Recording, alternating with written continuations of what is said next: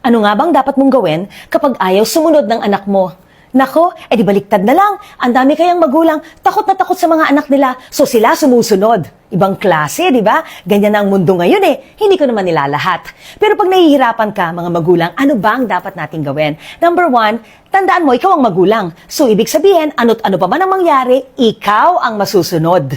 At hindi ka maaawa. So, kung kailangan ng parusa dahil may maling ginawa, gawin mo, panindigan mo. Pangalawa, di ko yata kaya yan. Iyak ng iyak, halos mapaos na, baka hindi makahinga, kung ano pa mangyari, so sige ibibigay ko na lang. Hindi tama yun. Kailangan paninindigan mo. Uulitin ko, pag may maling ginawa at alam naman niyang mali, huwag kang bibigay dahil paiikutin ka ng paiikutin at mangyayari ulit, bibigay ka ulit. Pangatlo, set clear boundaries. Ano nga bang ibig sabihin nito? Yung mga sinasabi niyong rules, yung mga sinasabi niyong pag ginawa ito, ganito mangyayari.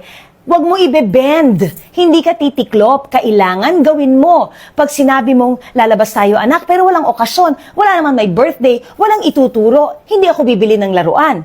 Kunyari, binili mo ng laruan, tapos nasira, hindi mo yon kailangan palitan. Kailangan magtanda sila. Kaya ang daming spoiled eh. Ang daming magulang, hindi alam kung paano maging magulang. Think about that.